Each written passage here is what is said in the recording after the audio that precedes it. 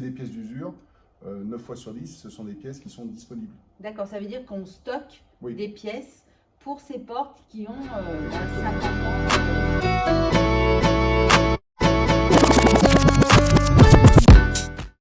Aujourd'hui, la problématique du vieillissement du parc des ascenseurs en France, c'est quelque chose d'assez omniprésent dans les préoccupations des ascensoristes, de la fédération, etc. Et est-ce que toi, tu peux nous donner quelques pistes pour prolonger la vie d'un ascenseur ancien? Alors, il faut savoir que nous, chez Slicma, on est tenu de fournir des pièces pendant 10 ans après l'arrêt en production des portes. Et sachant qu'on dépasse largement cette date, puisqu'on a des portes qui ont été fabriquées à la fin des années 70, notamment les Ecocibles à partir de 77, où on fournit encore des pièces. On ne peut pas tout avoir, on ne peut pas tout fabriquer, mais sur les pièces d'usure, on peut par contre tout avoir, voire même de la tôlerie, tels que les vantaux, les montants, les frontons, les seuils. On peut encore fournir tout ce type de pièces, alors que ça fait presque 50 ans que cette porte a été mise en fabrication. D'accord. Et quand tu dis fronton, montant, etc., ça veut dire qu'on a encore les plans qui Oui. permettent de refabriquer Tout à fait. ces éléments Tout à fait. d'huisserie. Exactement. D'accord. Et si c'est des pièces d'usure, 9 fois sur 10, ce sont des pièces qui sont disponibles. D'accord, ça veut dire qu'on stocke Oui. des pièces pour ces portes qui ont 50 ans Exactement. d'ancienneté. D'accord. Et c'est donc les modèles Ecocil. Est-ce qu'il y a d'autres modèles historiques de Slicma? Bien sûr, comme la porte cabine DIN, qui est D'accord. plus récente, parce qu'elle a été fabriquée à partir de 1987. Et à partir de 2010, on l'a stoppée, donc il y a déjà 16 ans, mais on continue à fournir la plupart des pièces. On a un peu la même démarche que Mercedes dans l'automobile, parce que Mercedes dans l'automobile, sur des voitures très anciennes, voire des voitures des années 50, ils fournissent encore des pièces détachées sur leur modèle, sur leur modèle de collection. Et nous, on est un peu dans cette démarche, c'est-à-dire qu'on ne peut pas remonter aussi loin. D'abord parce qu'on est quand même plus récent que Mercedes, mais on peut remonter assez loin sur des pièces d'usure, voire même sur de la tôlerie, des pièces lourdes. D'accord. Et toi, ton conseil, c'est de remplacer ou de réparer? Tout dépend du site. Il y a des sites où effectivement les portes sont très peu utilisées, donc c'est intéressant de refaire des petites remises à niveau, de changer des pièces d'usure, faire des réglages, etc. Plutôt que remplacer une porte complète, ça peut être intéressant dans certains cas.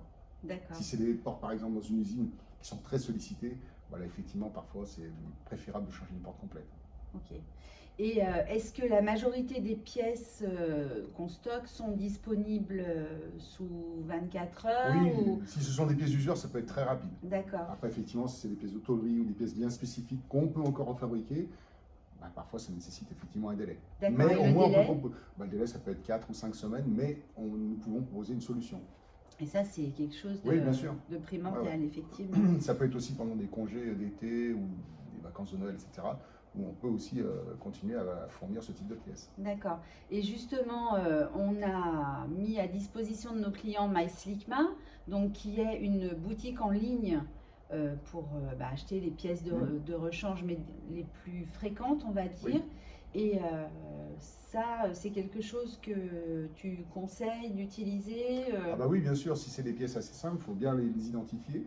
Mais après, si ce sont des coffrets électroniques, des courroies, des galets, des choses qui sont facilement identifiables, c'est intéressant de passer par MySlicma, bien sûr. C'est quelque chose qui vit, qu'on continue à faire vivre. Pour l'instant, il y a un certain nombre de références, mais ça continue de grossir petit à petit. Ouais. Et la demande est assez forte là-dessus. Ouais. D'accord.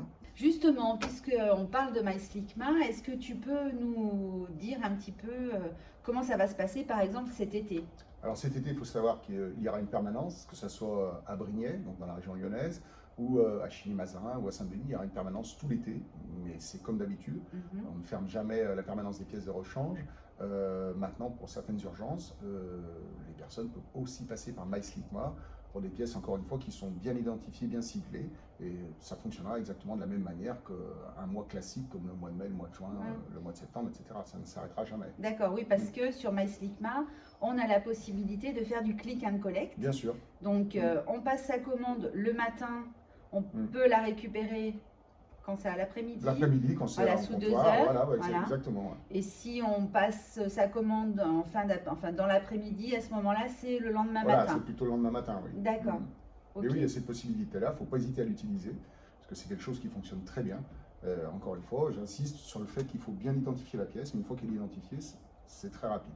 On est quand même le spécialiste du sur-mesure. Bien Et sûr. pour le coup, on a des pièces qui ont été faites sur mesure pour des commandes. Et Voilà. d'ailleurs, comment ça se passe quand on veut faire de la pièce de rechange sur une affaire spéciale?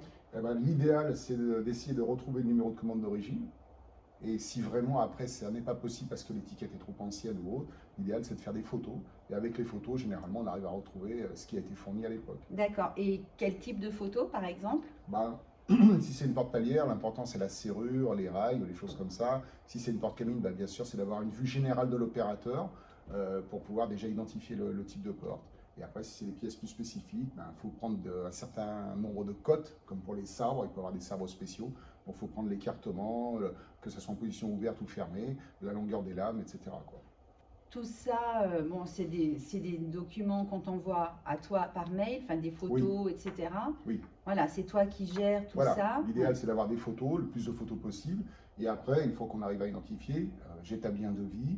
Et après, nous créons un dossier où on range ces photos. Et si dans 6 mois, 1 an, 2 ans, on a de nouveau une demande, nous sommes capables de retrouver ce qui avait été fait à l'époque et de refournir les pièces à l'identique. D'accord. Bon, en tout cas, c'est une vraie richesse parce que d'avoir comme ça un historique des fabrications spécifiques, Oui, bien ça sûr. permet au moins au client de ne pas se retrouver obligé de changer toute sa porte Exactement. alors qu'il a quelque Exactement. chose qui peut... On arrive à retrouver, à fournir beaucoup de choses. D'accord. Bon, très bien. Mais écoute, en tout cas, je te remercie d'avoir C'était avec plaisir. participé à ce podcast. Et puis, à très bientôt.